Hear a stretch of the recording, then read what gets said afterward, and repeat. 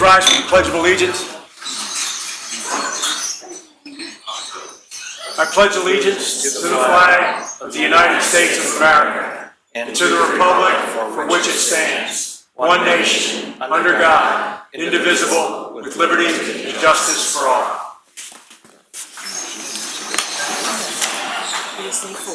Okay. Madam Clerk, please call the roll.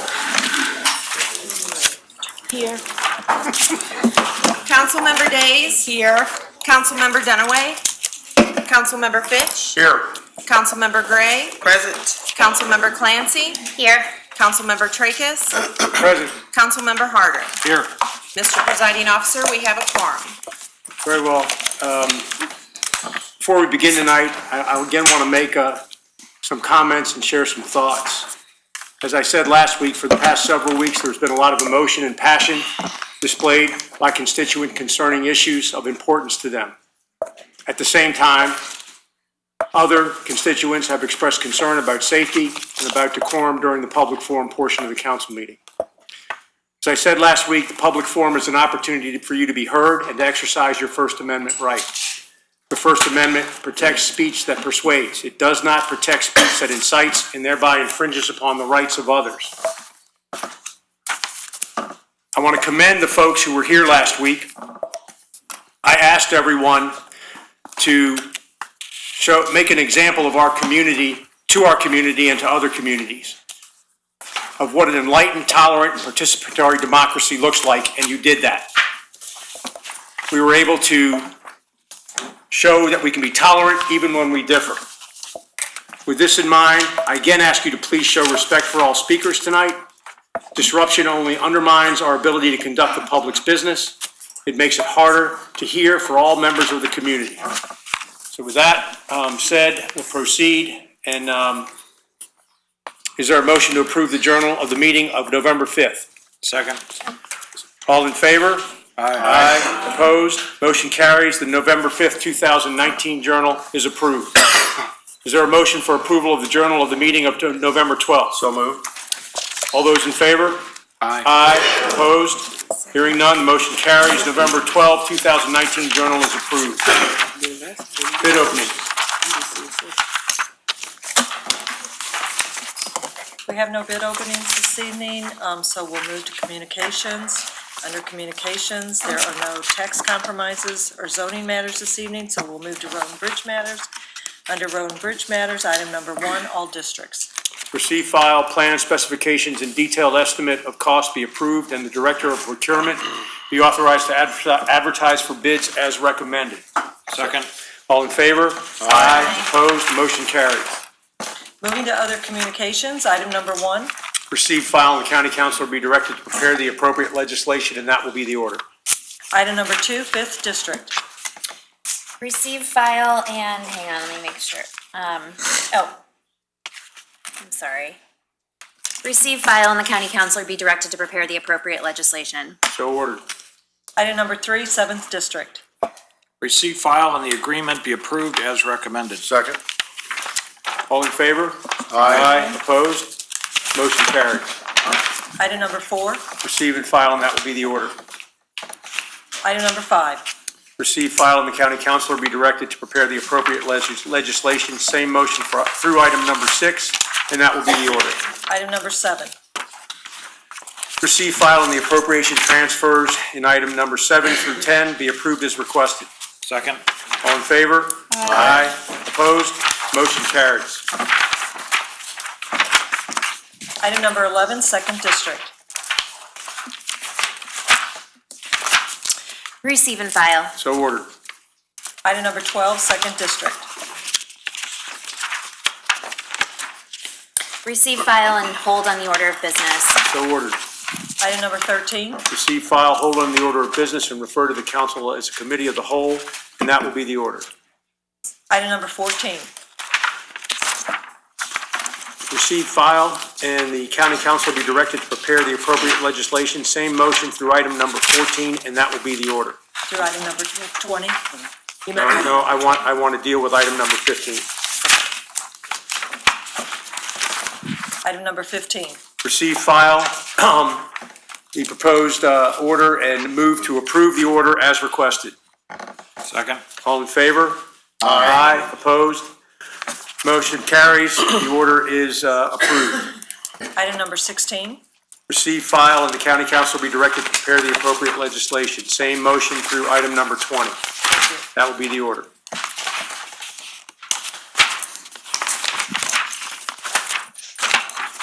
Item number 21. Receive, file, hold on the order of business, and refer to the council as a committee of the whole, and that will be the order. Excuse me, Mr. Presiding Officer, I think this item only requires a receive and file. All right. Well, then, very well. Receive and file, and that will be the order. Thank you.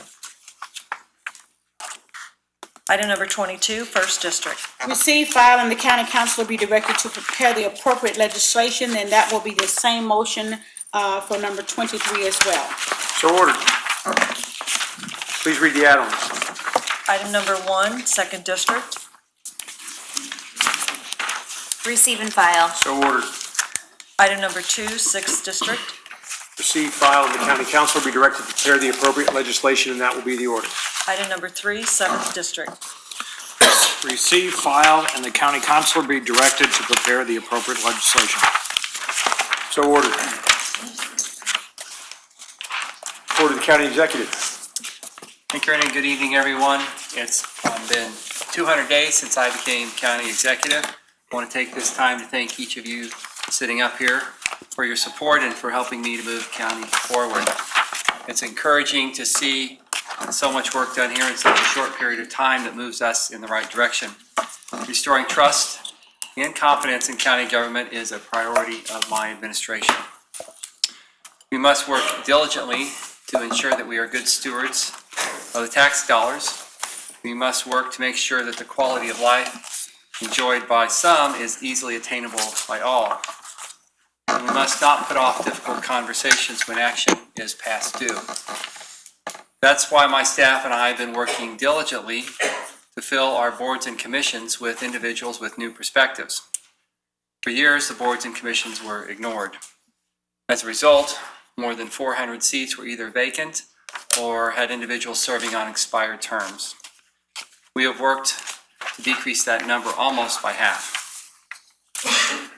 Good government only works when we have a full roster of our citizens weighing in on the county's future. On Thursday, I appointed 2 new individuals to the police board. If confirmed, Dr. Lori Punch and Thomasina Hassler will join 2 recently approved appointees, William Ray Price Jr. and Michelle Schwerin. As I said at the time of Lori and Thomasina's announcement, they will be great additions to the police board during this important time of transition. We must ensure a welcoming work environment for our police officers while providing the high-quality police services that keeps our neighborhoods safe. Also last week, I appointed new members to the library board and reappointed 1 member. In a letter to the new board, I remind the new members that as stewards of public funds, we must welcome criticisms and learn from them as best as we can. But micromanaging an appointed board's contracting decisions is certainly not best practiced. After all, that's what sent my predecessor to prison. I encourage new board members to see their appointments as an opportunity to engage in a renewed dialogue with the broader Frontenac community, to look for opportunities of collaboration and ways to make sure that the library's Frontenac facility is a good fit for the entire community. And as most of you know, the county appointees to the Board of Freeholders met with the governor's appointee in the St. Louis City Board of Aldermen chambers last week. They introduced themselves, they heard from the St. Louis Board of Aldermen, and agreed they would not meet again until the city had its representatives at the table. I hope the Board of Freeholders would give each of you the same opportunity for a conversation.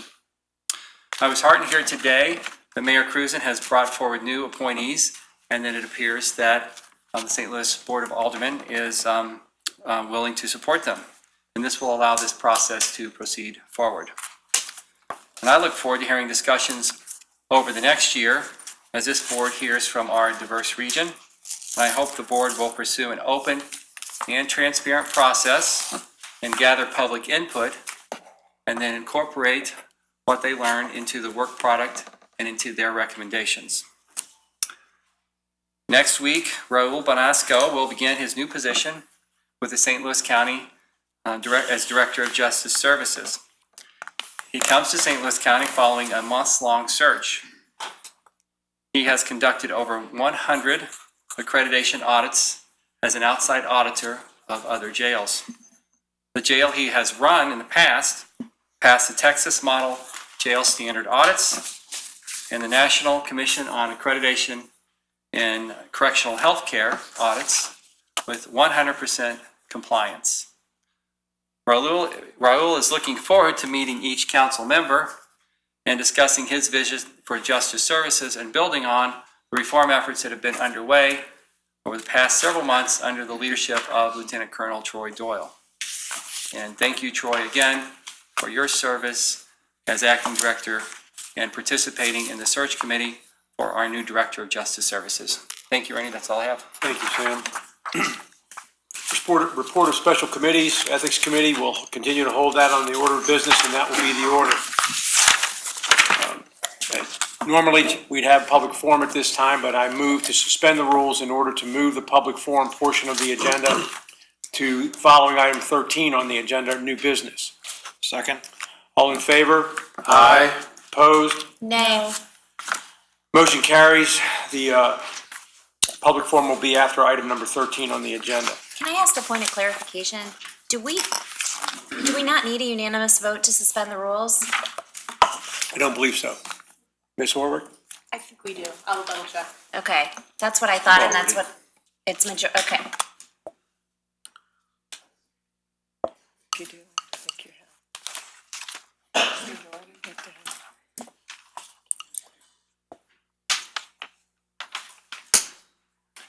But you can roll call it if you wanted. Yeah, I don't know. It won't matter if it's not unanimous, if it needs to be unanimous. On I'll a roll different call issue- it. What's- on a different issue, we've I was always told this suspended morning I the need a rules. unanimous I vote know to suspend the rules. Yeah. Where's Mickey? Because I was gonna suspend the rules on Kelly's housing bill. Oh, it's just And she's not here, misunderstanding. so, okay, I just wanted to clarify the discrepancy.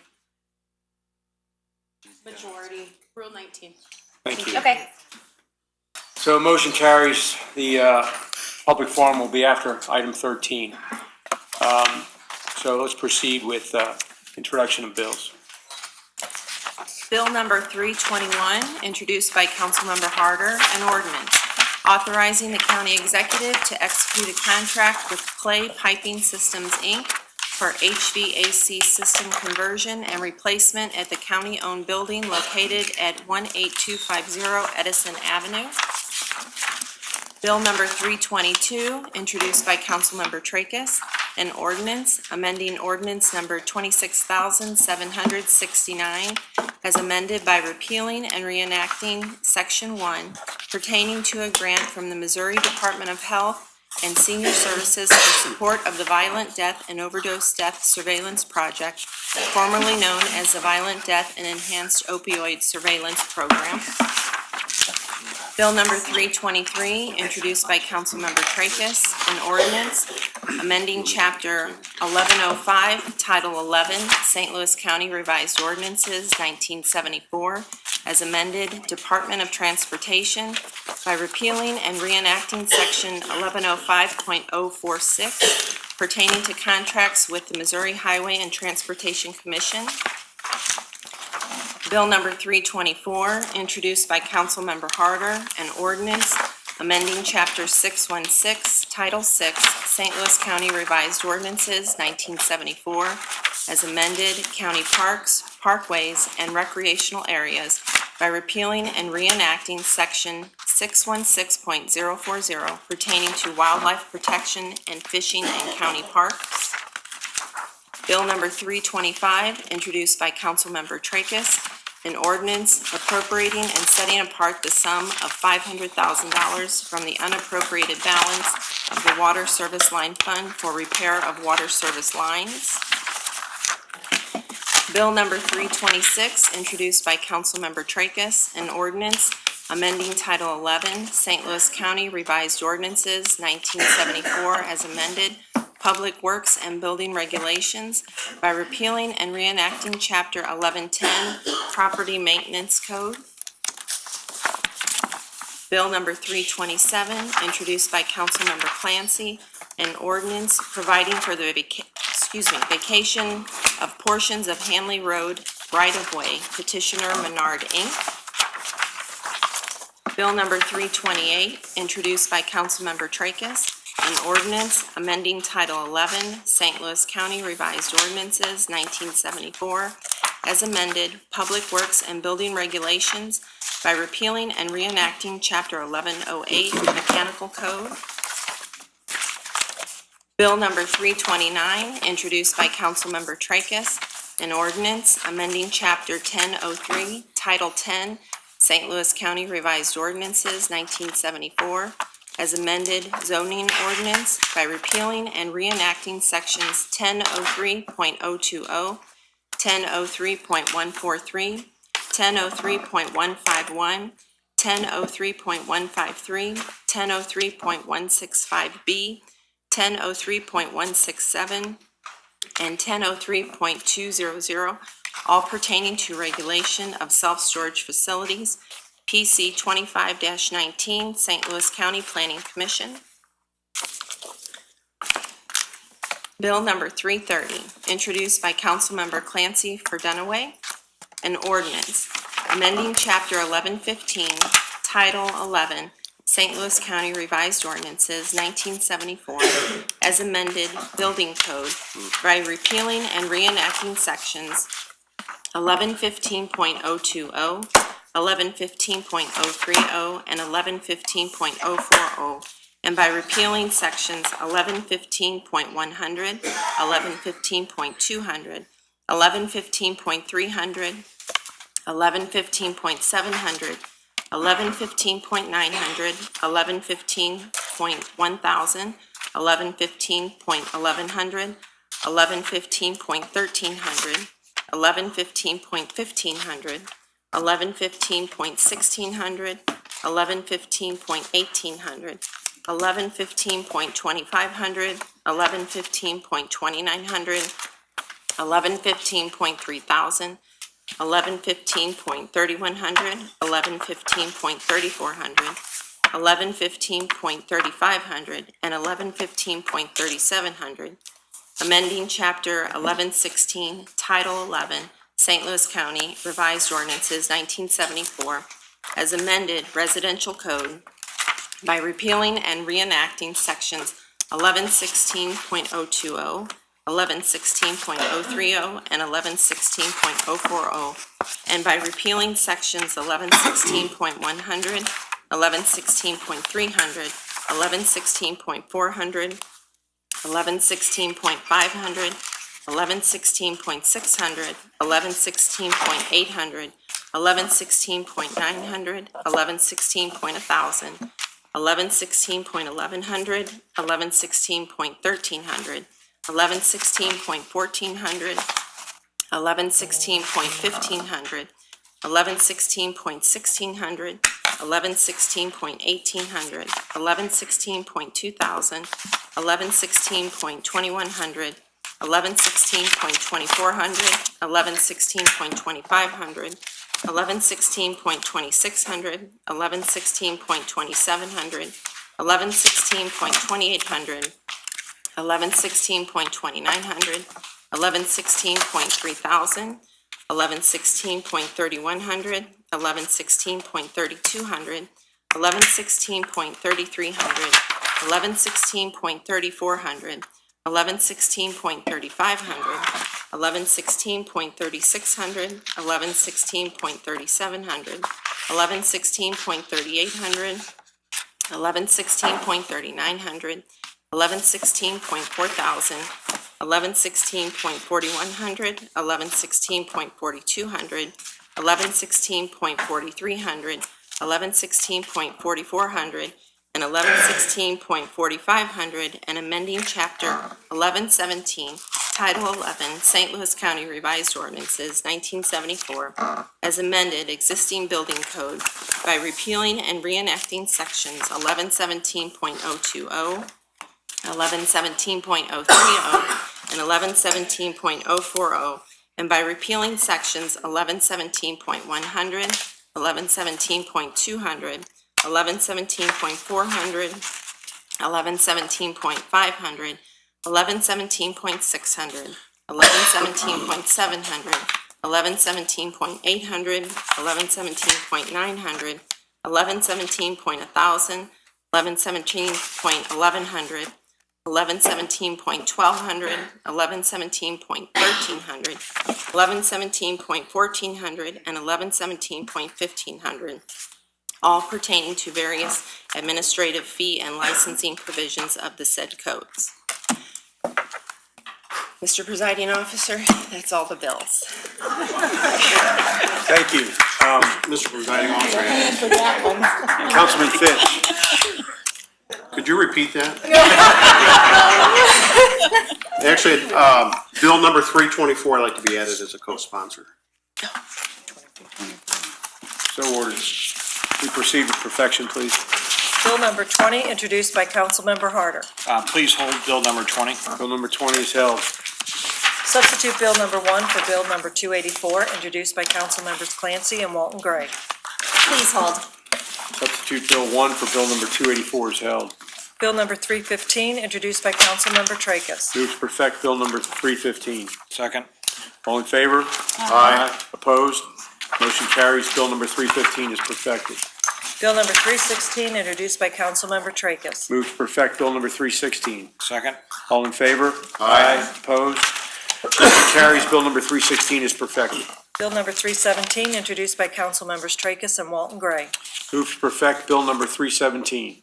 Second. All in favor? Aye. Opposed? Motion carries. Bill number 317 is perfected. Bill number 318, introduced by Councilmember Tracus. Move to perfect Bill number 318. Second. All in favor? Aye. Opposed? Motion carries. Bill number 318 is perfected. Bill number 319, introduced by Councilmember Harder. Move to perfect Bill number 319. Second. All in favor? Aye. Opposed? No. Roll call. Councilmember Days. No. Councilmember Dunaway. Councilmember Fitch. Aye. Councilmember Gray. No. Councilmember Clancy. No. Councilmember Tracus. Aye. Councilmember Harder. Aye. Mr. Presiding Officer, on Bill number 319, there are 4 ayes and 3 noes. I'm sorry, there are 3 ayes and 3 noes, and 1 All right, absent, then- pardon me. The motion fails and Bill number 319 is not perfected. Bill number 320, introduced by Councilmember Clancy. Please hold. Bill number 320 is held. Final passage. Bill number 307, introduced by Councilmember Tracus. Move for final passage of Bill number 307. Second. Roll call. Councilmember Days. Aye. Councilmember Dunaway. Councilmember Fitch. Aye. Councilmember Gray. Aye. Councilmember Clancy. Aye. Councilmember Tracus. Aye. Councilmember Harder. Aye. Mr. Presiding Officer, on Bill 307, there are 6 ayes and 1 absent. Bill number 307 is finally passed. Bill number 308, introduced by Councilmember Dunaway. I move for final passage of bill number 308. Second. Roll call. Councilmember Days. Aye. Councilmember Dunaway. Councilmember Fitch. Aye. Councilmember Gray. Councilmember Clancy. Aye. Councilmember Tracus. Aye. Councilmember Harder. Aye. Mr. Presiding Officer, on Bill 308, there are 6 ayes and 1 absent. Bill number 308 is finally passed. Bill number 309, introduced by Councilmember Tracus. Move for final passage of Bill number 309. Second. Roll call. Councilmember Days. Aye. Councilmember Dunaway. Councilmember Fitch. Aye. Councilmember Gray. Aye. Councilmember Clancy. Aye. Councilmember Tracus. Aye. Councilmember Harder. Aye. Mr. Presiding Officer, on Bill 309, there are 6 ayes and 1 absent. Bill number 309 is finally passed. Bill number 310, introduced by Councilmember Tracus. Move for final passage of Bill number 310. Second. Roll call. Councilmember Days. Aye. Councilmember Dunaway. Councilmember Fitch. Aye. Councilmember Gray. Aye. Councilmember Clancy. Aye. Councilmember Tracus. Aye. Councilmember Harder. Aye. Mr. Presiding Officer, on Bill 310, there are 6 ayes and 1 absent. Bill number 310 is finally passed. Bill number 311, introduced by Councilmember Tracus. Move for final passage of bill number 311. Second. Roll call. Councilmember Days. Aye. Councilmember Dunaway. Councilmember Fitch. Aye. Councilmember Gray. Aye. Councilmember Clancy. Aye. Councilmember Tracus. Aye. Councilmember Harder. Aye. Mr. Presiding Officer, on Bill 311, there are 6 ayes and 1 absent. Bill number 311 is finally passed. Bill number 312, introduced by Councilmember Tracus. Move for final passage of bill number 312. Second. Roll call. Councilmember Days. Aye. Councilmember Dunaway. Councilmember Fitch. Aye. Councilmember Gray. Aye. Councilmember Clancy. Aye. Councilmember Tracus. Aye. Councilmember Harder. Aye. Mr. Presiding Officer, on Bill 312, there are 6 ayes and 1 absent. Bill number 312 is finally passed. On Bill number 314, introduced by Councilmember Harder. Please hold bill number 314, and we will have a hearing on December 3rd at 2 p.m. It'd be a committee of the whole. Very well. Bill number 314 is held, and that'll be the order. Resolution. Mr. Presiding Officer, we have 2 resolutions this evening. Resolution number 1, introduced by Councilmember Fitch. Please read resolution number 1. Resolution number 1, introduced by Councilmember Fitch, a resolution whereas Guns N' Roses is an annual charity event held on the night before Thanksgiving and features 3-round boxing matches between police officers and firefighters from the St. Louis region. And whereas conceived by Merle Taylor, Jerry Clinton, and Bo Holly, the first Gun N' Hoses event was held in 1987 and was attended by fewer than 500 people. And whereas the 2018 Guns N' Hoses event was attended by more than 18,000 people and raised a record amount of $800,000. And whereas Guns N' Hoses has raised $7.6 million since its inception, all of which has been donated to Backstoppers, an organization that provides ongoing financial assistance and support to first responders or to the spouses and dependent children of first responders from the St. Louis region who have lost their lives or suffered catastrophic injuries in the line of duty. And whereas Gun N' Hoses 2019 is being held on Wednesday, November 27th at the Enterprise Center. Now therefore be it resolved by the County Council of St. Louis County, Missouri as follows.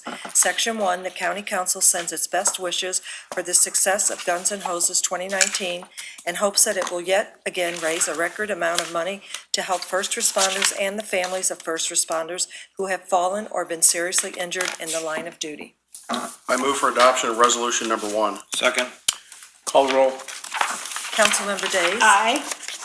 Councilmember Dunaway. Councilmember Fitch. Aye. Councilmember Gray. Aye. Councilmember Clancy. Aye. Councilmember Tracus. Aye. Councilmember Harder. Aye. Mr. Presiding Officer, on resolution number 1, there are 6 ayes and 1 absent. Motion carries. Resolution number 1 is adopted. Resolution number 2, introduced by Councilmember Clancy. Please hold. So ordered. Moving on to unfinished business. Item number 1, 3rd District. Please hold in the order of business. So ordered. Item number 2, Hold on to the order of business. Same motion for item number 3, and that'll be the order. item number 4, I am going to request to hold this, but I would like an update on when we will finally get to meet these people. And probably the second week in December. okay. Item number 5, Hold on the order of business. Same motion for item number 13, and that'll be the order.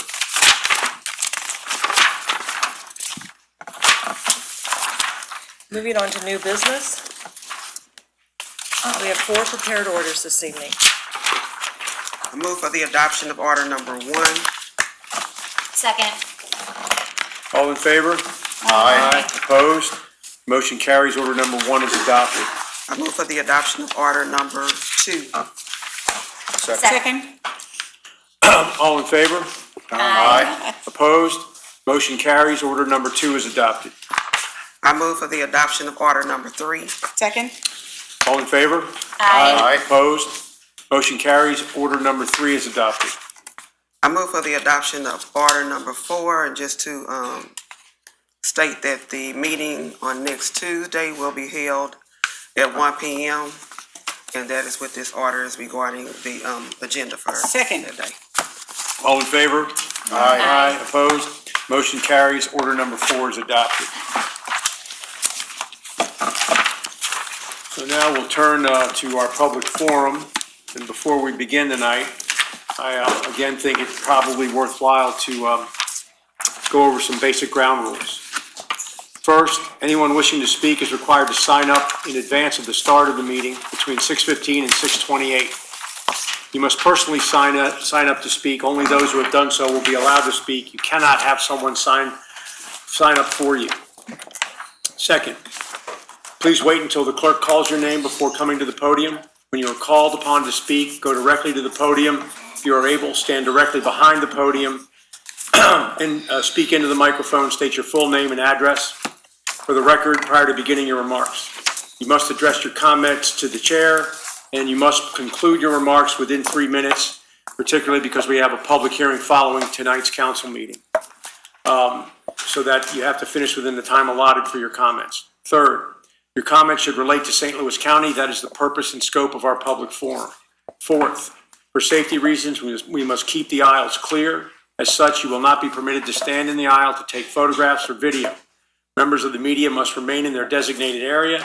Members of the public may take photographs or video from their seat. Last, as I mentioned last week, the First Amendment and tonight does not protect an individual who is loud, threatening, disruptive, or otherwise impedes the orderly conduct of the meeting and thereby infringes upon the rights of others. In extreme cases, anyone who is threatening, profane, and/or disruptive may be removed from the chamber if the behavior continues after he or she has been advised that they are out of order and removal is necessary to conduct the business of the council. These rules should be easy enough to follow and comply with, and I hope each of you will take them seriously tonight and as we move forward. I would ask those in attendance tonight to again be an example to our community as you were last week and be a beacon of decorum and tolerance even when we differ. I want to thank all of you for coming and for your continued interest in presenting your opinions to the St. Louis County. With that said, Madam Clerk, please call the first speaker for tonight's forum. First speaker, David Stokes.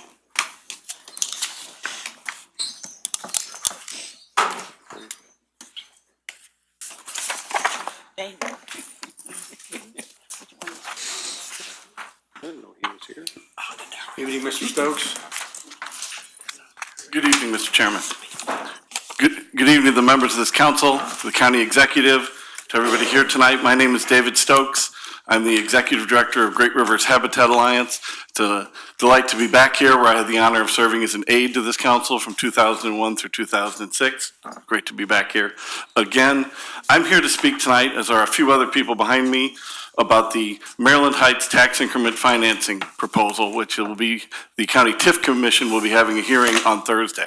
I'm well aware that this council will not be voting on that. I'm also well aware that the TIF Commission has a process that they need to undergo. I'm not trying to interrupt that at all, but I did want to take this opportunity on one occasion to address county government as a whole about why I think this proposal is such a terrible idea. And I do have a couple of articles I would like to leave behind, if I could get these copied and distributed when possible.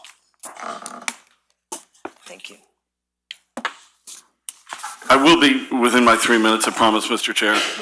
The Maryland Heights TIF proposal seeks to take thousands of acres around 141 and Page Avenue extension and basically develop it over a long period of time.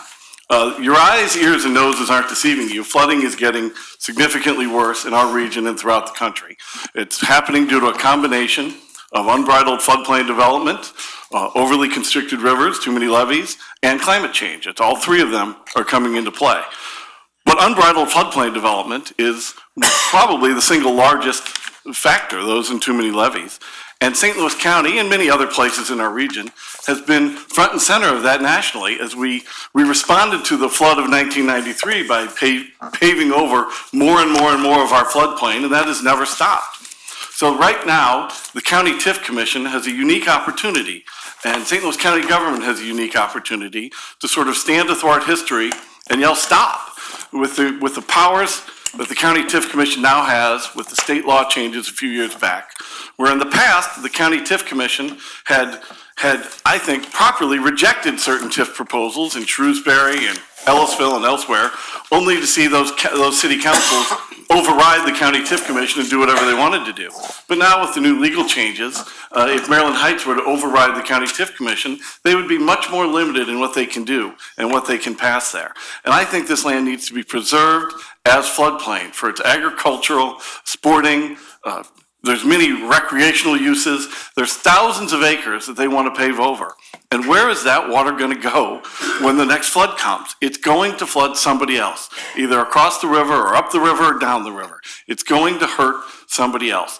Leaving aside the fact that all the academic research in the East West Gateway Council of Governments' own studies demonstrate that these types of tax increment financing and heavily subsidized developments don't work. And I hope this county has a chance to say no to this harmful development. Thank you very much. Next speaker, Ann Cashel.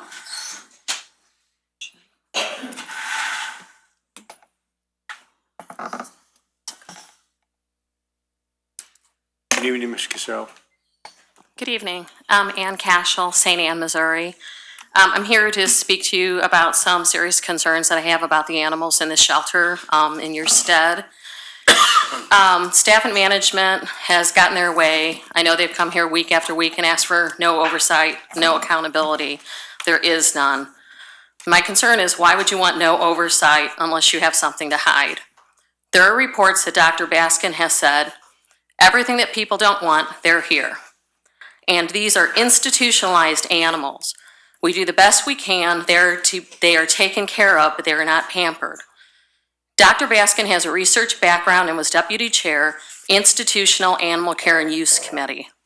Definition: institutional animal care and use committees are centrally important in applying laws about animal research in the United States, most research involving laboratory animals.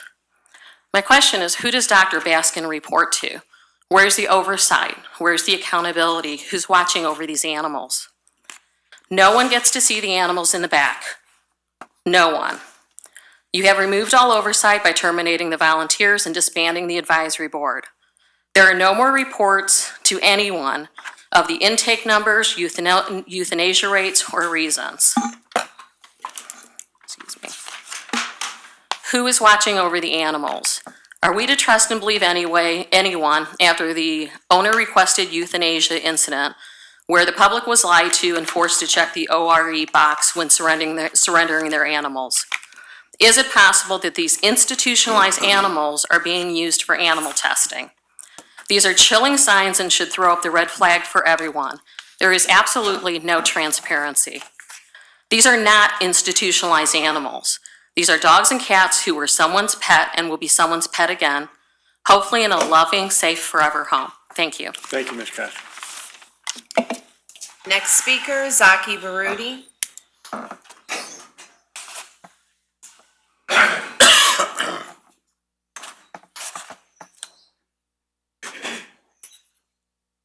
Good evening, Mr. Birdie. Zaki Baruti, representing the Universal African Peoples Organization. Let me just quickly, one comment. It would be nice if there was liberty and justice for all, as everybody say, the Pledge of Allegiance. That's the only reason I'm here, because it's not the reality for a lot of black people. As well as in terms of incitement, as I said last week, sometimes disruption is good, especially if something is a foul that's not right. And it's not right the way Ms. Millicent was treated, as well as a number of other people in our community. As well as I've just received another call by another sister pulled over by one of the finest of St. Louis County, having the same kind of situation. I'll share that at some other point in time. But also, Chairman Page, I know you made the statement of restoring trust. It was brought to my attention, and I hope that each of you, I know you have influence over the police commissioners, but it was brought to my attention that it was recommended to the police commissioners to fire Newberry. I don't know if that's true or not, but the person who shared that with me stands on that. So I'm calling upon you to use your influence with the new police commissioners to again call for the firing of Nicholas Newberry. Also, would like to know the position of when that young 12-year-old was killed by the officer who was chasing and should not have been chasing a vehicle 30 miles over the speed limit. Why has his name not been made public?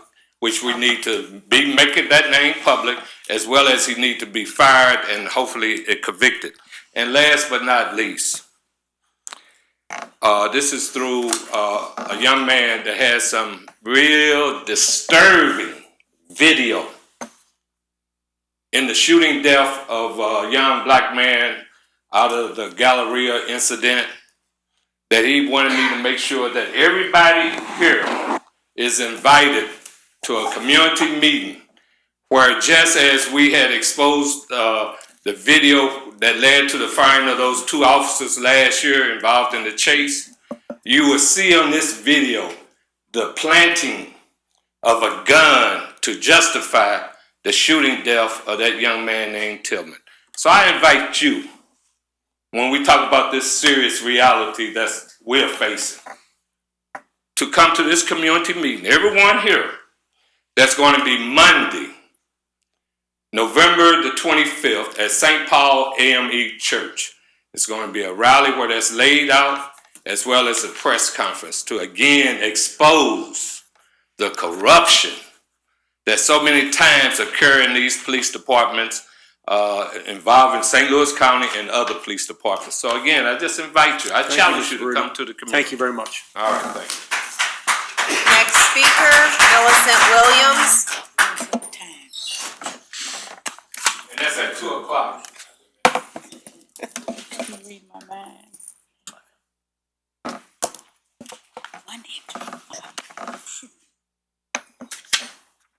Good evening, Ms. Williams.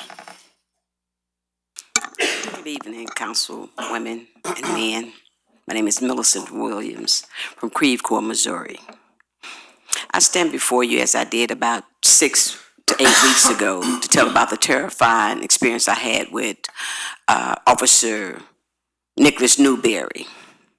And much to my surprise, when I came in on last week and seen officers standing like 10, 12 deep, I was very terrified. I did feel very intimidated, but nobody's really feeling the pain that I went through with Officer Nicholas Newberry.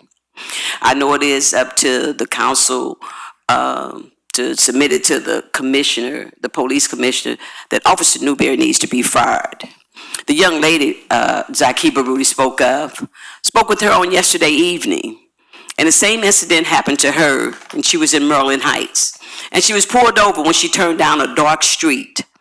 She didn't get the officer's name, but I am so terrified knowing that Officer Nicholas Newberry is still employed, that she can't identify him, not knowing whether or not he is the same one doing the exact same thing. And he said she was weaving when she had 3 young ladies in the car with her, and he asked her where she was going, and she said to Wildwood to drop off one of the young ladies.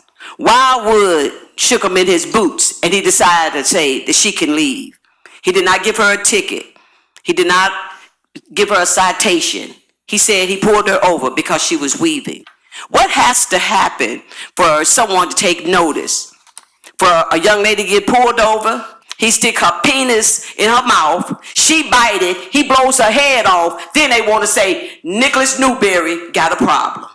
Don't wait till that happen to have someone as corrupt as Nicholas Newberry to be on the police force and continue to be on the police force, and he might be the same officer that pulled that same young lady over on this past weekend. Please take heed to that.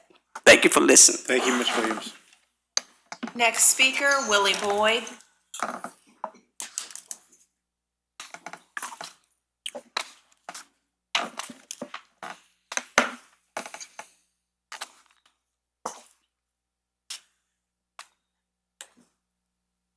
Good evening, Mr. Boyd. How you doing? Very well, yourself? Doing well. Good. I'm here to support Millicent Williams in her efforts to get Officer Newberry fired. I think it's outrageous that any officer would pull a woman over, feel her breast, go between her legs, when it's out of policy for an officer to even search a woman. And if it was an individual citizen, I think he would be arrested for sexual abuse.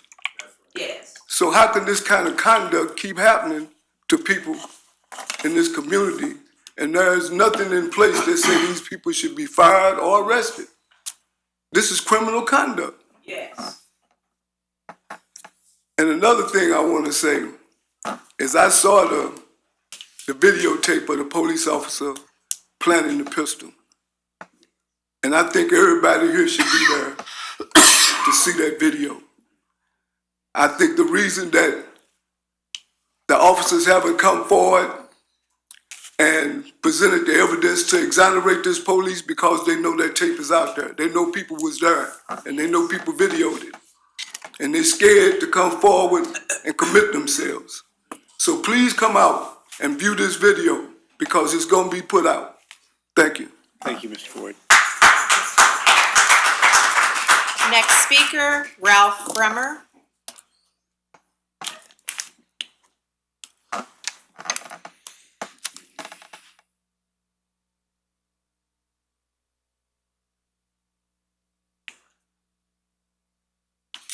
Good evening. Good evening, Mr. Fremer. Ralph Fremer. I want to first commend the council on the activities that have occurred lately since Dr. Page took over. And thanks for coming to the TrailNet event a couple weeks ago. I was the CEO of TrailNet for 5 years before recently moving over to what we call Magnificent Missouri. Magnificent Missouri is an advocacy organization that works towards building a higher level of appreciation and conservation for the last 100 miles of the Missouri River. We're privately funded, and my role is to build public interest in the area as it connects into the master plan through Great Rivers Greenway down into the Oyster Park in the city of St. Louis. It's kind of shocking, and I know that I mirror David, and I know what your responsibility is in this, but it's kind of shocking that we continue to do this. I work with a lot of farmers upstream, and there's levees that are built there in order to protect that land, and I work very hard in order to recognize those farmers and those agricultural assets that we have. We need to kind of consider is that once you build these levees, they don't go away. The market value of that property goes up, and then there's no chance of it ever changing.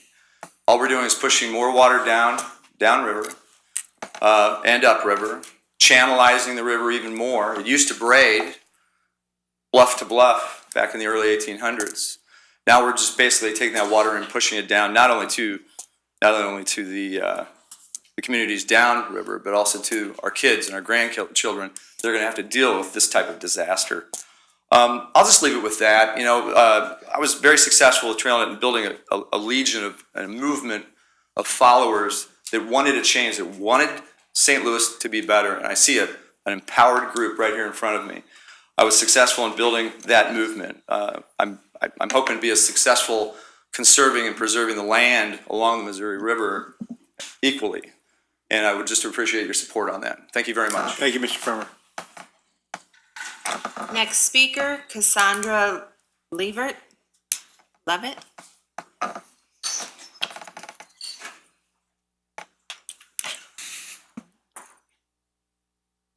Good evening, Ms. Levitt. Good evening. My name is Cassandra Levitt.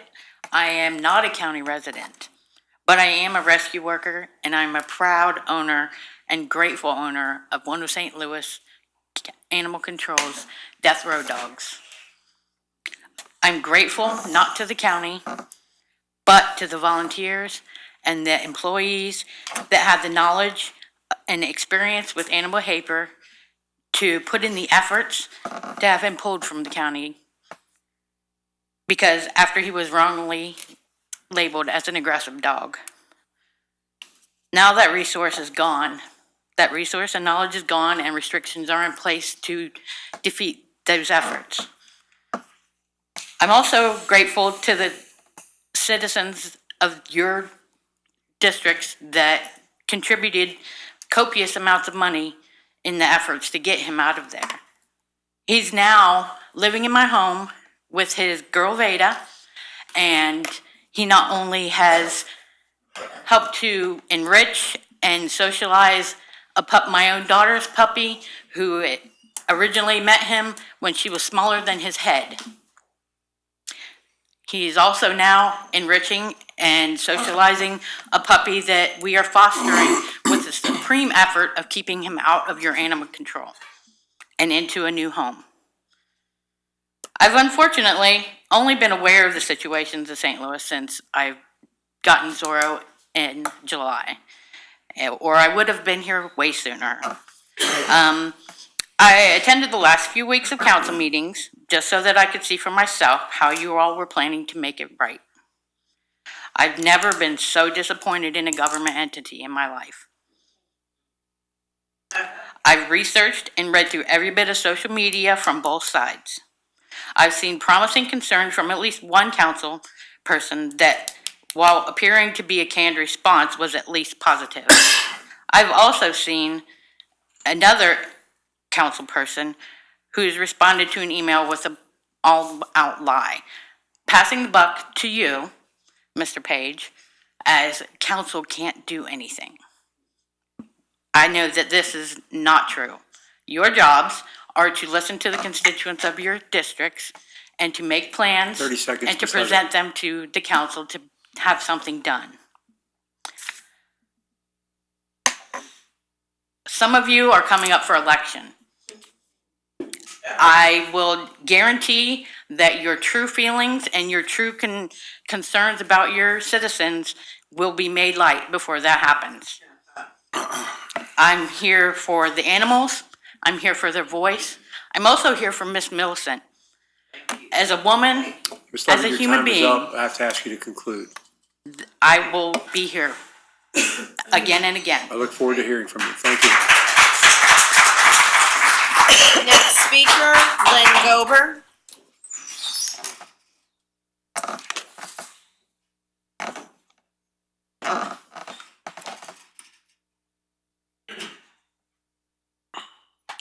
Good evening, Ms. Gober. My name is Lynn Gober, and I am not a volunteer at county, but I am a county taxpayer. Is what is happening at county reprisal for speaking out on the cover-up happening there? Because it sure seems so. This reprisal only hurts the animals. The animals county has the job of protecting. How long did the facade of county workers walking dogs last? 1 week? During that time, Spring Schmidt, an animal tester, Carol Baskin, took every opportunity for photo ops and fake advertisement of St. Louis County AC to make it seem as if they cared. The public knows better. They are disgraceful, to say the least. Carol Baskin's words, institutionalized dogs, do not pamper. Is allowing a dog to relieve itself considered pampering? Those in charge have shown themselves real good this time, and no amount of fake photos will change that. Again, please tell me what your motives are, because they sure are not animal welfare. Background checks for volunteers, but no background checks for animal adopters? Quote, the dogs no one wants. More of Baskin's words. Let me tell you about the dogs no one wants. Some of these dogs have become therapy dogs and saved many lives of your county taxpayers. Whether it be mentally or emotionally, these dogs have changed lives. The audit states 3 to 4 dogs should be marketed a day. Now, with your idiotic reboot, this isn't happening. Selective changes are taking place, yet no change for the betterment of the animals. What are you doing?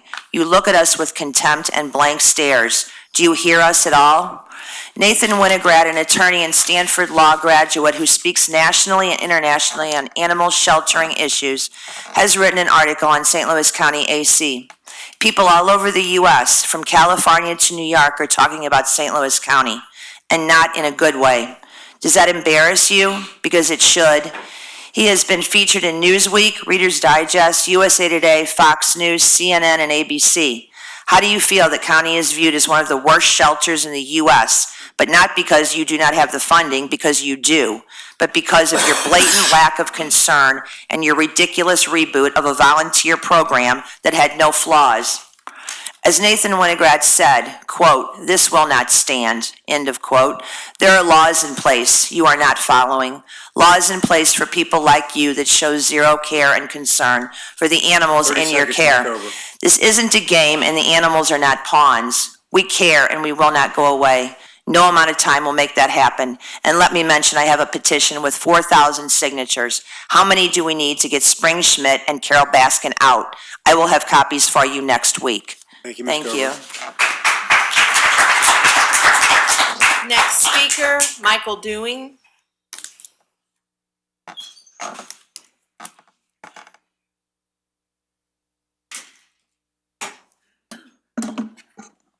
Good evening, Mr. Dewing.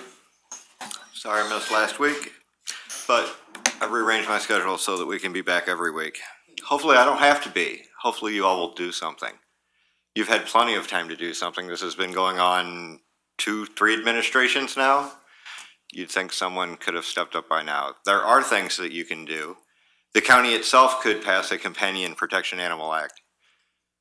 You could save these dogs. You could set an example, as Mr. Page said, to the rest of the community, and as you keep telling us to do. Set an example to the rest of the community at the county's ability to make a no-kill shelter. You have the facility, you have the funding.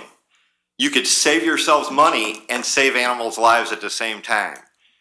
Every place that no-kill has been initiated, it has saved the taxpayers money and saved animals at the same time. The more animals you kill, the more you have to kill. That is how this works. You're fighting an endless battle.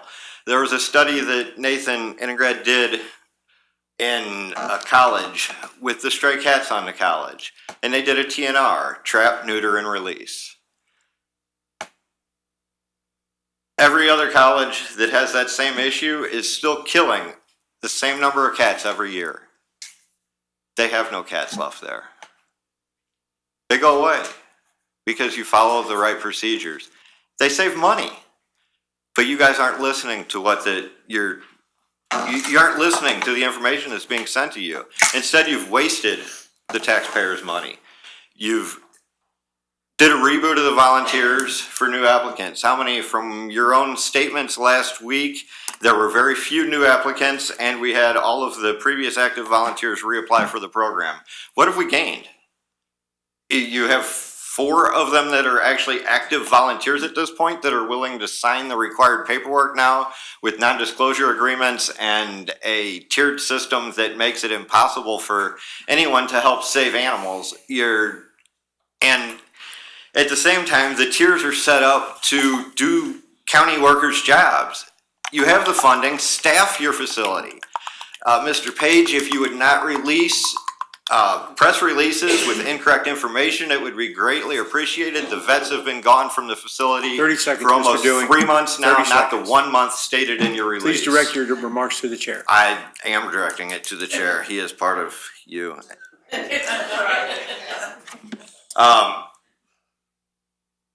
And to put public statements at the end, I think is unfair. It gives people it doesn't give people the opportunity to comment on anything that is about to be passed by you all before you do it. To do it after the fact is inconsiderate to your constituents. And I also would like to support Your time is Melissa up, Mr. Williams Dewing. and Thank you. say that I would Thank you, sir. support the firing of Officer Newberry. Next speaker, Kara Braxton.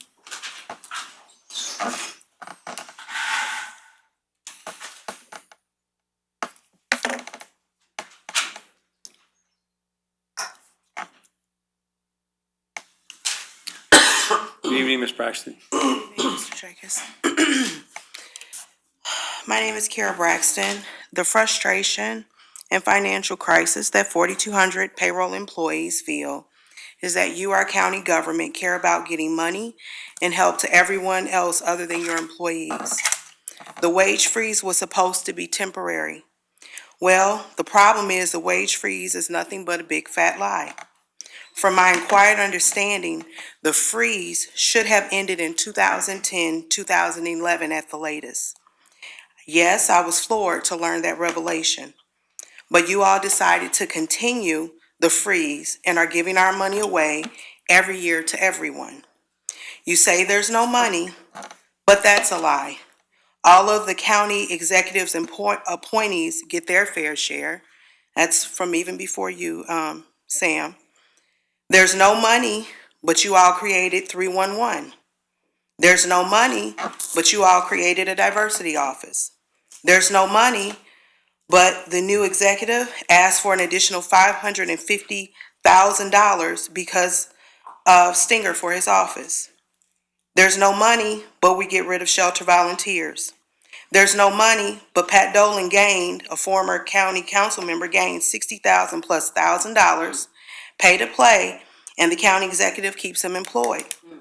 There's no money, but Sean Rohde got not one increase of $6,500 after 18 months, but another whopping $18,500 increase for no reason. Well, there was one reason. Sean Rohde got the increase on October 7, 2018, the day after North Point Development's owners meeting for a Jamestown Mall project in Councilwoman Gray's district refused Stanger's request to pay Ed Rohde, the big brother of Sean Rohde, a major political ally and close friend of Stinger, $100,000 in pay to play. Sean Rohde's background is poker. That's what he did at the Casino Queen before he came here. He was a poker pit person. The average pay for that is $54,000, not $90,000. He has a piecemeal job, at best, taken from people who already do the jobs full-time and are paid way less. Looks like he has a royal flush. My point is, you find money for everything you want to find money for after you tell us there's no money. Who is truly being transparent here? Not our county government, not for the 4,200 employees. You never asked and we never gave you all permission to take our money out of our homes and pockets and spend as you choose. See you next Tuesday. Thank you, Ms. Braxton. Next speaker, Bryce Kirkland. Evening, Mr. Kirkland. Hello, Travis. My name is Bryce. I'm from West County, an employee of 12 years with St. Louis County.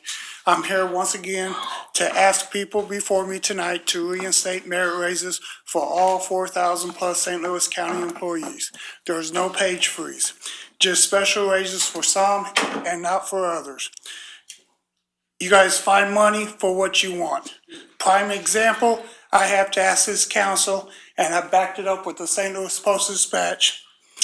How does someone with the same job title as me, that's been here half my time, make $6,000 more than me? Is that equal pay, or is it friends of friends? The bigger picture is hardworking employees' retirements are being devalued on a daily basis. Just a few years back, you started mandating new employees to invest a percentage of their pay back for retirements. People work their careers here and can't get near the end of the pay scale due to no merit raises. In regards to morale, common slogans are used. It is what it is and nobody cares. Morale has been down way too long due to, once again, this so-called merit freeze.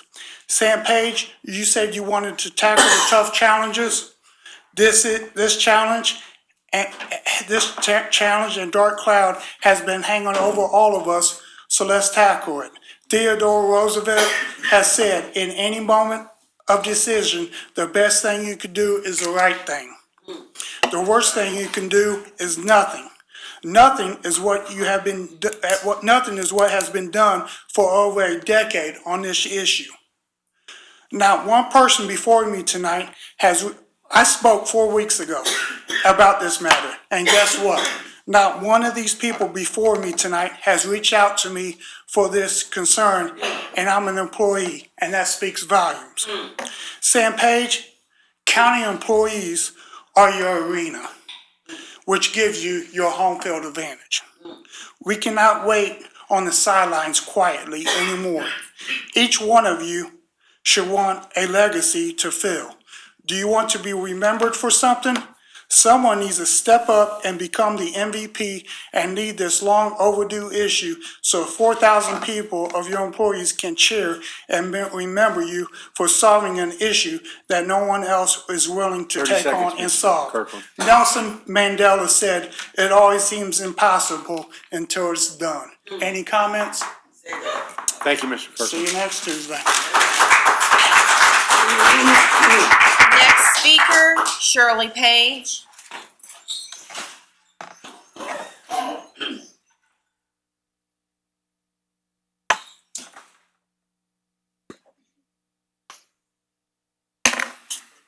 Good evening, Ms. Page. Good evening, council. My name is Shirley Page, Florissant, Missouri. I'm here again to speak on the exemplary behavior of the culture of law enforcement, the law enforcement officers that have brought us here tonight on behalf of Ms. Millicent Williams, and the need for an oversight civilian board.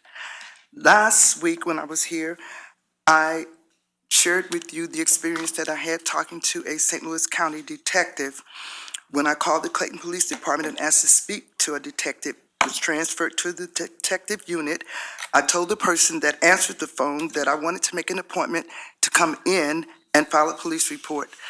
And I ended sharing with you that I was denied the opportunity to come in because the detective took it upon himself to call the lawyer who I wanted to file a police report against that had tampered with the evidence that he submitted to the courts here in Clayton as an exhibit. He tampered with the electronic email that was sent to the OCDC to prove himself innocent of what I complained about. However, the detective called the lawyer and told him that I called to file the tampering with evidence report against him and told me what the lawyer told him to tell me, which was a lie. I asked the detective, he was saying that the department would not take my report. He said, no, they would not. He told me that I could not come into the Clayton Police Department and file the report. I contacted the Chief Deputy Warrant Office in the office of Robert McCullough at the time. He told me that he would not take the report. In another instance, in another situation, in another department, while I was working the radio on duty, one of the white officers took a 22-inch glowworm stick necklace from around his neck, put it in the area of his crouch, swung it at me a couple of times, and shook it at me 2 or 3 times. In another department, I filed sexual harassment charges against the officer. Along with everything else that had happened to me, inside of the charges was the proven fact that this officer had the power to give everyone in the department a raise, and he did so. Everyone but me. It was, however, determined when I filed charges that my allegations were not true. I filed charges against this officer for sexual harassment. I was fired, and shortly thereafter, I found that 5 other women had filed charges against the same officer, and he still remains a police officer. Over the years, I've proven every allegation with evidentiary documentation, personal sworn affidavits, physical witnesses, reporting these incidents to the proper reporting agencies, including the EEOC, TV and newspaper media here in St. Louis, along with reporting to the Attorney General's office. I have to ask you to stop. I'll see you next week. Thank you. Thank you. Next speaker, Natasha True.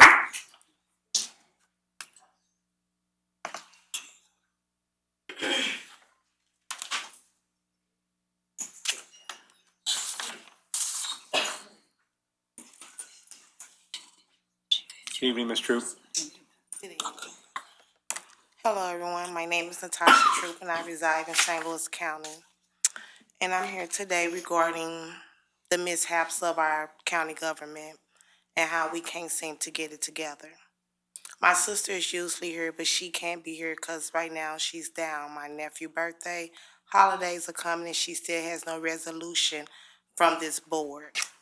And I look at you all every week, and we come here on Tuesdays, and there's still no resolutions for nobody. I noticed we got extra security for you all because you feel like people stated things that may have made you feel endangered. But we're here every week endangered.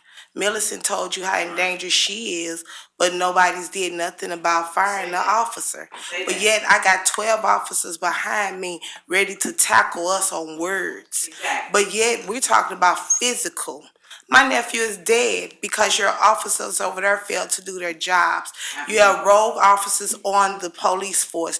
You got rogue everything, but y'all don't want to pay your employees so that you can get good employees that are willing to do the work and actually do the right thing. But y'all want the culture that you're embedding because that's what you want out of this. You don't care about nobody but yourselves, basically. Because I'm looking at all this extra stuff that we got going on a week later. You feel like somebody inciting a riot with words, but you don't feel like that officer that raped that lady on the side of the road needs to be fired.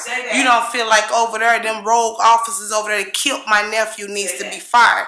Here we have Epstein. His officers are going to jail for falsifying reports that they supposed to have washed over him, but again, he's white, he's rich. The black poor folks over there couldn't get that because Bill wouldn't do it and you all wouldn't try to make him do it. You understand? Y'all won't fire the chief who's evidently, he's the leader of the pack that need his head cut off and get a new leader. If Belmore cannot control his people, we need new people. Like we need new y'all. Y'all, it's just, I'm telling you, this is a reprieve process. It's the biggest Ponzi scheme I've ever seen. Nobody's accountable. Only thing I hear is lies. I want to be transparent. Transparent about what? Y'all ain't being transparent about anything. My sister don't got answers to nothing. She don't have answers to nothing. Newberry's still running around raping and probably molesting people. Absolutely. But I want to know what's going to happen one night on the trek. It's your wife, Paige, your wife. He molests them. How y'all going to feel? See, we need some resolution. We need something else than you running around trying to get cover. Nobody wants you. We want resolution. Ain't nobody coming to do nothing to you. We want resolutions. You sitting up here scared. You in the wrong position. Then you a molester yourself, right? Ain't you up on charges for your secretary? So you in the wrong position to even judge anybody. Morally, you shouldn't be sitting there. You're out of order, madam. Morally, you shouldn't be sitting there to judge nothing. Your time is up, Ms. True. You're right. Have a nice day. I'll see you Tuesday. That's right. Next speaker, Tom Sullivan.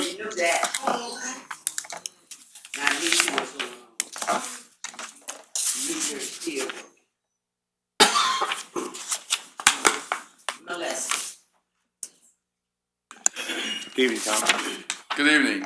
Mr. Presiding Officer, I'd like to first say the selection of a new jail director seems to be a good choice. Maybe he can clean up the mess. It looks like the main criteria was to get the best person. That's not always the case. The reappointment of Lynn Beckwith to the County Library Board by County Executive Page is an example. I think it was a mistake to reappoint Mr. Beckwith. As far as I'm concerned, he and the rest of the previous library board should be serving time in prison along with the library's management. I estimate the library illegally spent nearly $500,000 of tax dollars on the campaign for his Prop L tax proposal. And if lying to the public was a crime, they'd be serving long sentences. Mr. Beckwith is also chair of the Special Administrative Board for the Riverview Gardens School Board. He's been a disaster. School district is one of the worst in the area. He has been a star in more than one. You paid for it with Elliott Davis. The Loop Trolley continues to make the national news. There is still nothing to be heard about any federal audit. Councilman Harder initiated the resolution urging the audit, even at the risk of getting some publicity, but it's been a month and no word. County Executive Page now wants $75,000 more for the Denton Law Firm to fight the county's leases for office space at the old Northwest Plaza. The not-to-exceed amount of $75,000 has been exceeded. The new not-to-exceed amount is $150,000, at least until it's exceeded. County Councilor Beth Arwick is not doing a very good job of looking out for taxpayers. The additional funding comes after she was largely blamed for the $20 million verdict against the county. The lawsuit should have never gone to trial. What the county executive didn't mention in his request is that he not only supported the Northwest leases when he was on the council, but he praised them. The leases are perhaps the biggest taxpayer ripoff in the history of St. Louis County, costing tens of millions of dollars too much and Sam Page called them, quote, "a great value." The council also had previously approved $75,000 to another law firm to appeal the $20 million verdict against the county for discriminating against a St. Louis County police officer. So the total for outside law firms for these two matters now goes to $225,000 and could go higher. The county counselor's office has about 24 attorneys and a budget of about $3.1 million, but still needs to hire outside law firms. Last of all, I want to object to moving the public forum to the end of the 30 meeting. seconds, Mr. It defeats the purpose of even having it. It only shows contempt for the public you're supposed to be serving. Thank you, Mr. Tracus. Thank you, Mr. Sullivan. Next speaker, Len LeBob.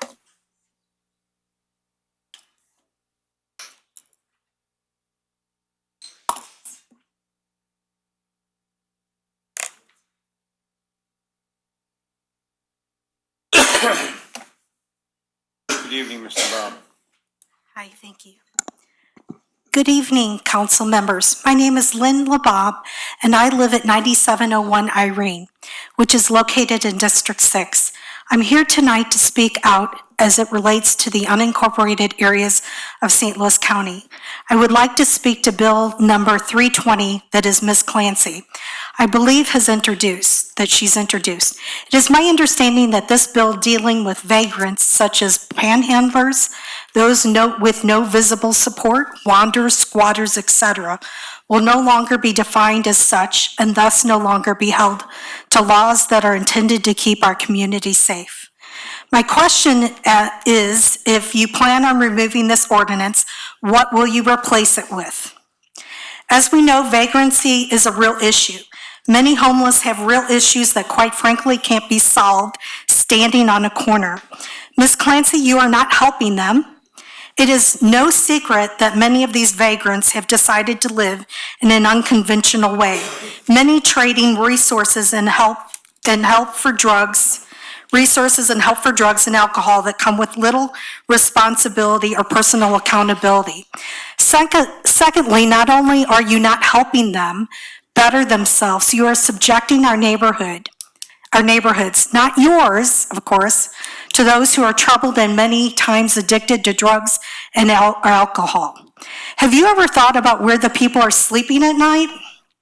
They are sleeping in our neighborhoods, already evading the police.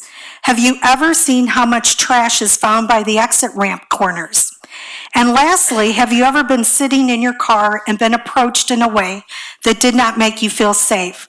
The truth, council, is our communities run well when there is law and order. I would suggest that Ms. Clancy's initiatives continue to point to policies that her policies are similar to what we see in cities like San Francisco and others. Please, if you want to keep them, find real solutions to their problems. You are just allowing them to continue to live in a hopeless state of existence. That may make you feel better, but it is really no hope for them. I would urge this council to not repeal portions of the vagrancy ordinance and to keep our community safe and free from loitering, prostitution, and illegal activities. Also, Mr. Page, I see that you've just appointed new people to the Library Commission. I would like to ask if you plan to appoint people to the board that are not going to promote ideology, but stick to the purpose of the library. Also, I have another one. I'm not done yet. Taxpayers have given enough for the trolley folly. Mr. Bob, thank you. Thank you, sir. Thank you for your time. Thank you. Next speaker, Angie Zorich.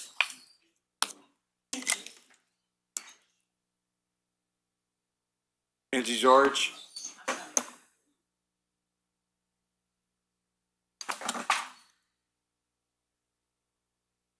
Just one. That's fine.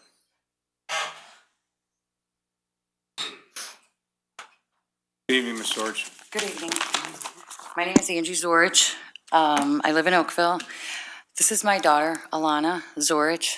Kaya was her dog, her companion, and I thank God very regularly that she wasn't in my house on April 29th, 2014. But she was curious about where am I every Tuesday night because well, except for last Tuesday. But so I brought her here so that she can see how county government works and maybe she'll learn something. I also appreciate that you want everybody to directly address you, so I thought maybe I would take the opportunity to do that. Some of the things that you are talking about, I watched it on live stream last week because I couldn't be here, and I heard you say it again today that you have some concerns about safety, intimidation, that you felt threatened or people felt threatened Other by. constituents, ma'am, contacted myself and other members. Okay, and I can appreciate that, and I can very much relate to that. I mean, I think that's why a lot of us come here, and I think that's where the passion comes from, and I've seen you be passionate on certain issues at times where you get a little excited with your speech. So I hope that, I just feel like maybe there's a better way to handle this, because right now, I feel threatened by reciting things about the city government. They don't even let people speak. I mean, is that the goal here? To push us off to the end and maybe push us off altogether? That you don't want to hear what our problems are? That you don't want to hear from I'm in your district. I've called your office 3 times and asked for you to call me, and I've never got a call from you. Over a year ago, I met you over here on the side after the meeting, and I told you what happened to me in 2014, and you said, "Do you have an attorney?" And I said, "Yes, I do." And you said, "Okay, good." And you walked away. That's why I feel like this county, instead of creating change, you're getting a lot of input from your constituents about what we need changed, but I don't see any movement. I see more, go ahead and sue us. Go ahead and sue us, and we're going to sit up here and we're not going to engage like that. We're not going to have conversations. Maybe it was, now that I've learned a little bit more about courts and all of that, maybe your lawyers don't want you talking to me. I don't know. But I don't have, now, there is no lawsuit. So that doesn't prevent any one of you from having a conversation with me. And I'm definitely open to that anytime anybody wants to talk to me. Yeah, I do feel like that, Mr. Tracus. I remember at the commissioner's hearing, you also told me, "Mrs. Zorich, we already know your story," because you don't want to hear about it. Time is up, Ms. Zorich. Thank you. Next speaker, Laura Madden.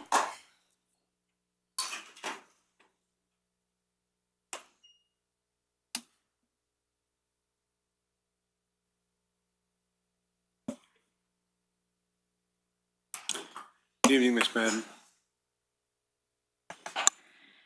Good evening. Thank you. My name is Laura Madden, and I live in Woodson Terrace in District 2.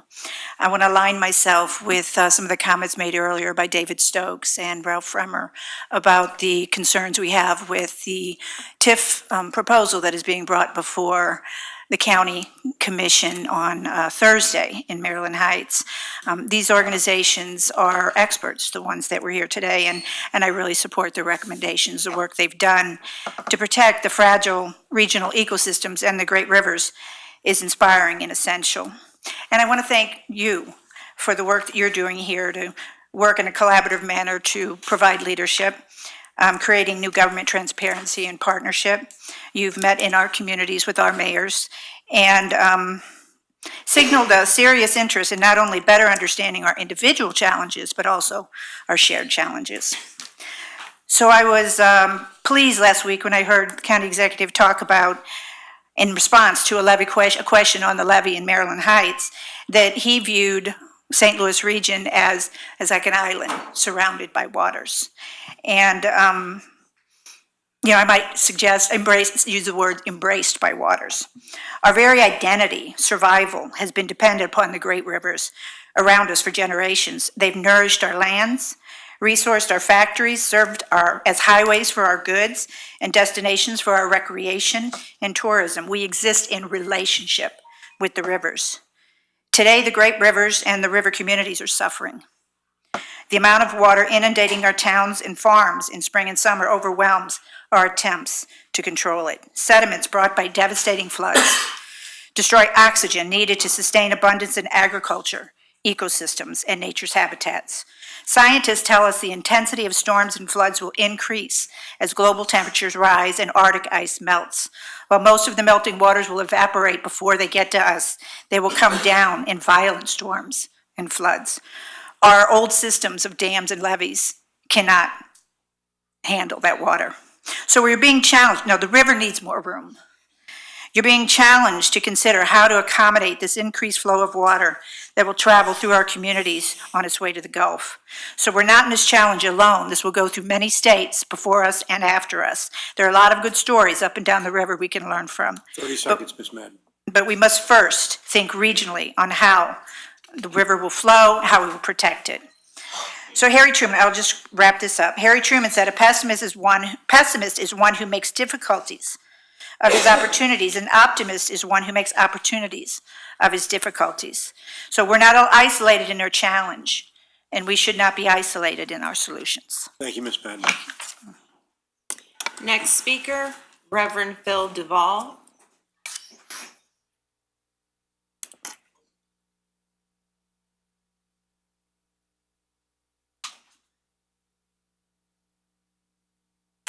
Good evening, Reverend. Good evening, Mr. Tracus, Mr. Presiding Officer, council persons, and County Executive Page. Again, I want to thank you, Dr. Page, for showing your leadership on the appointees for the new appointed police commissioners. Look forward to that, their ratification and confirmation as soon as possible. Just on a real quick side note, there was a scheduled water maintenance over at the Justice Center. Scheduled, had a contingency plan, so you may hear that they didn't have any water. It's scheduled, there was a contingency plan, and there's plenty of water for the inmates, and hopefully it should be done between now and 9 p.m. On October 14th, a young 12-year-old girl was being just that, a 12-year-old girl in her neighborhood in the city of St. Louis, and she lost her life. And thankfully, it wasn't by a bullet. You know, our news is always consumed with young people being shot and being stripped away by a stray bullet.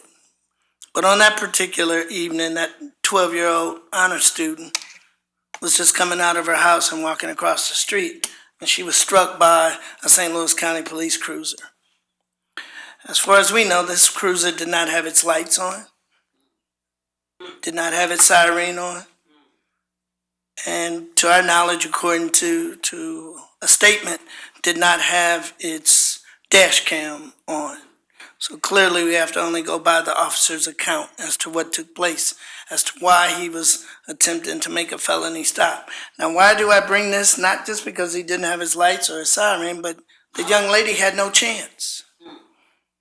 The officer was going 59 miles per hour in a 30-mile-per-hour residential street. And I was offended when I heard our colleagues in law enforcement in the city say, well, she darted out as if now she's the one responsible. This raises a question. Does the 21st Policing is the first pillar? There are 6 pillars. And the very first pillar is trust and legitimacy. How law enforcement must restore trust and legitimacy. I ask that we're not waiting for a legal investigation that the city police, we're asking, did the county police, when looking at their own internal policies, did this officer violate those, and what is the discipline?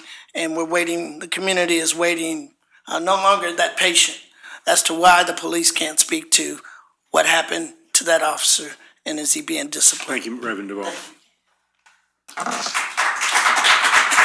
Next speaker, Tony Armstrong.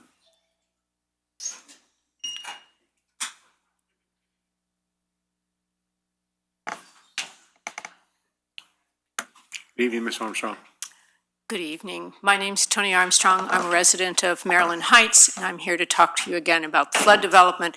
I know this is not directly your purview, but it is an important issue that's coming before around the TIFs. So the largest undeveloped tract of land in St. Louis County lies in the floodplain of the Missouri River. It's now been called the Maryland Lake Park District, and it's protected from floods by the Howard Bend levee. This is a private levee funded by the landowners. This levee has created a bathtub because the two creeks come down off the bluffs into the floodplain, and the water can't escape in high water levels. So, which has then caused significant flooding, 2015, 2017, 2019. It closed Marine Avenue for 2019 for a number of weeks. Also closed the Maryland Heights Expressway for several days, which is 141 in 2019.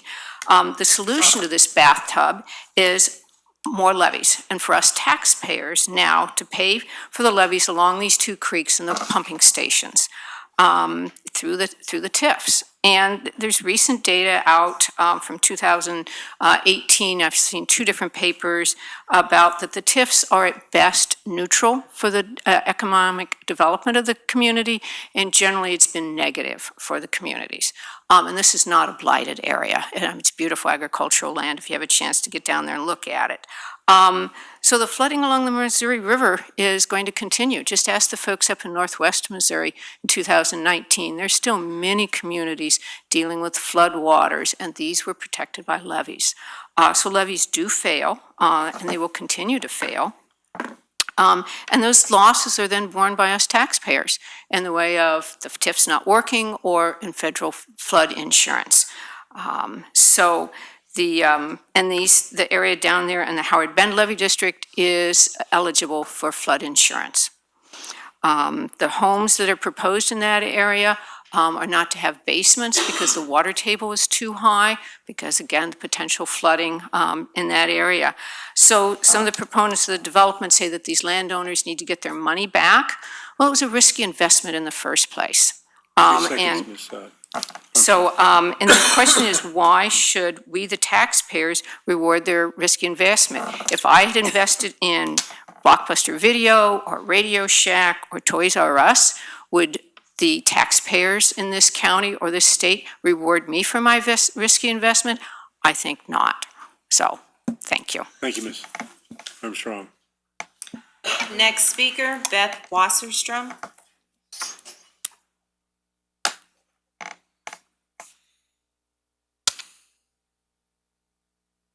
Good evening, Ms. Wasserstrom.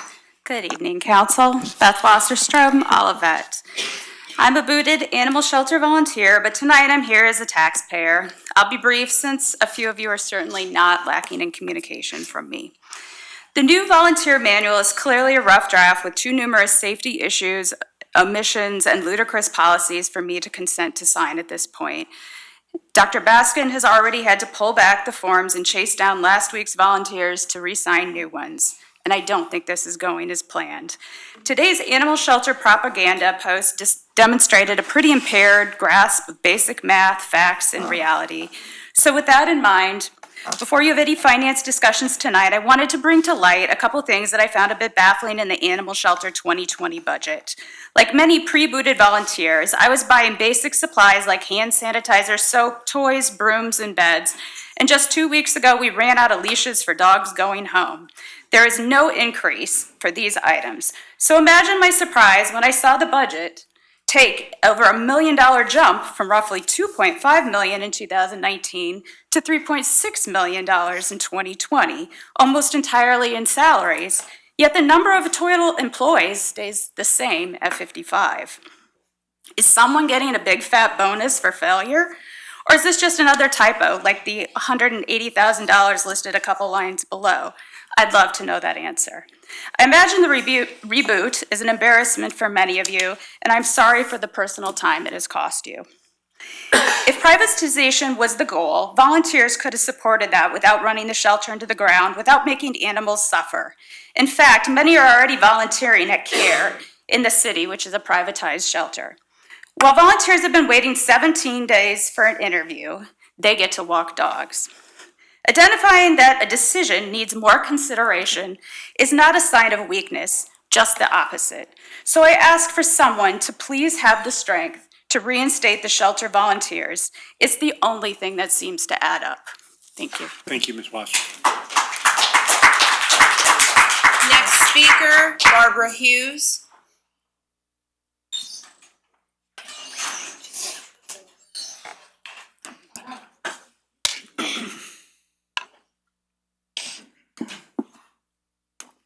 Good evening, Ms. Hughes. Good evening. County Executive Page, members of the council, my name is Barbara Ann Hughes. I live at 101 Hawthorne Estates, Town and Country 63131. I am here this evening to speak against proposed legislation to kill deer in our county parks.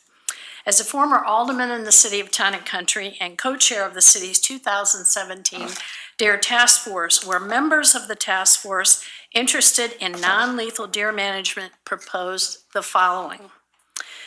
A non-lethal deer management initiative. The goal of the 3-year initiative was to permanently reduce the deer population in Town and Country over the next 3 years. Component number 1, a long-term deer management program in Queenie Park based upon the Clifton Deer model of deer sterilization. The 3-year project, their 3-year project, has achieved positive result in reducing deer population. Surgical sterilization has been used in the city of Town and Country to sterilize 125 does. Also been used in Bethesda, Maryland, Fairfax County, Virginia, Cornell University, Staten Island, New York, and Loch Raven, Maryland. The goal of sterilization is to reduce the deer population and stabilize the population growth. The binder information regarding the Clifton deer, this is my copy, but I did, working in partnership with the Cincinnati Parks, was provided to Councilman Fitch. Funding for the non-lethal deer management initiative would be a combination of public funds, donors, and outside funding sources secured through grant proposals.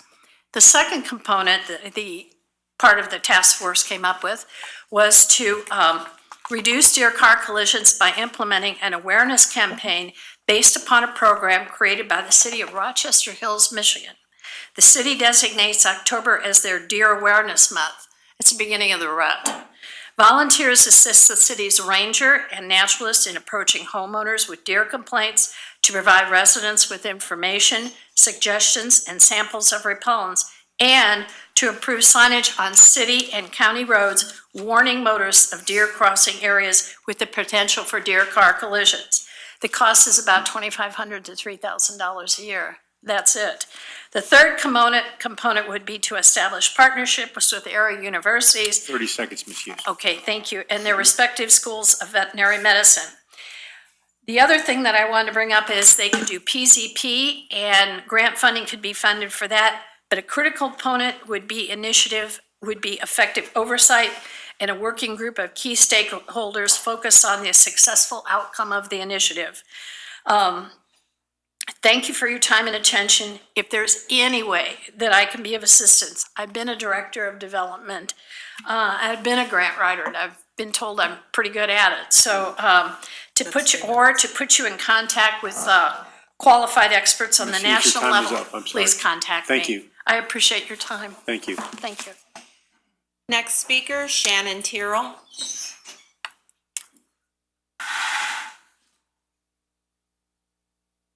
Good evening, Ms. Tyrell.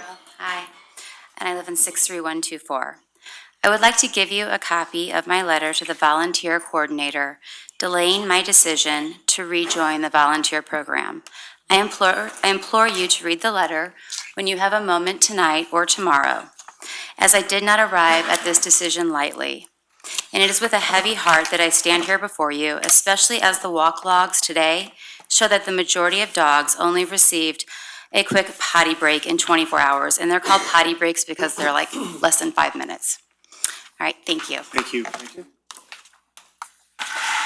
Next speaker, Arnie Dienhoff.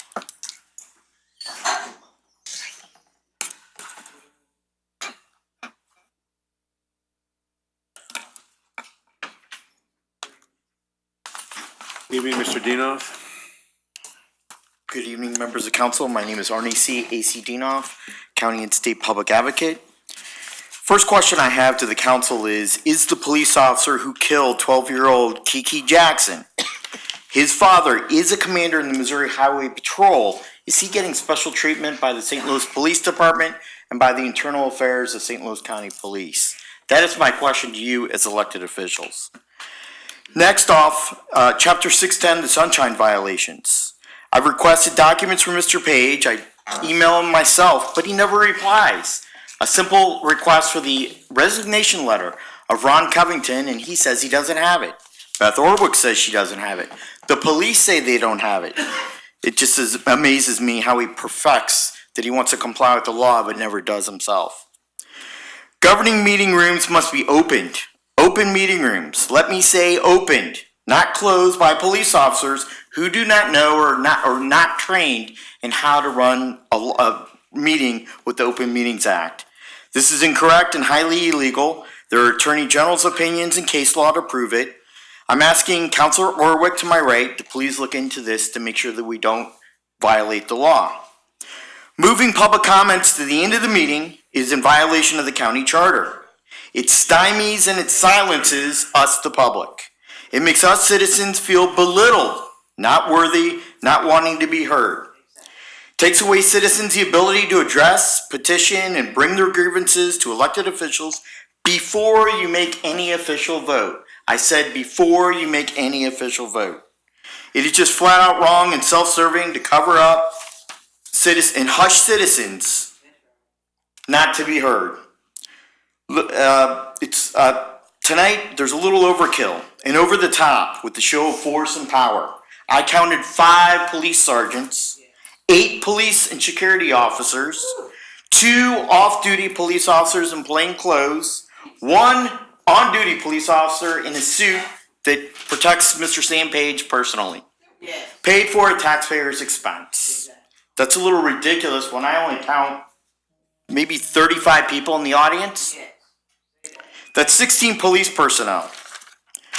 The Commission on Accreditation for Law Enforcement Agencies out of Gainesville, Virginia, the county pays $80,000 to $100,000. 30 seconds, Mr. Dinoff. There's police staff for police, 911 communications, and the training center. There was a public hearing at 5 o'clock p.m. at the Jewish Community Center. Who was a rocket scientist in sheltering this debacle? Again, keeping people quiet.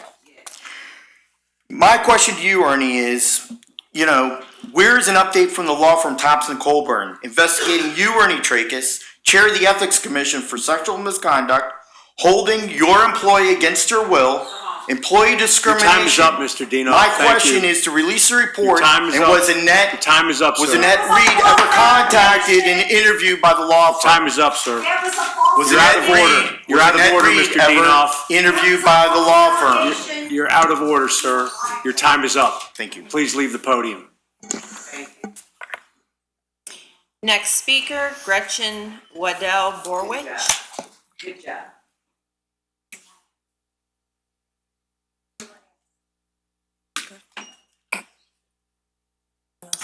Gretchen Waddell.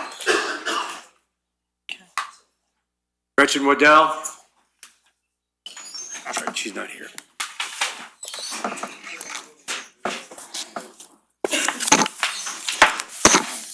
She here or not? That's all the public speakers. Very well. Any other comments? I do, All right, Mr. Chair. Yes. Chair, I am not sure as to how this is to be approached, but do we have any vehicle in which we are allowed to get the results of any of these issues?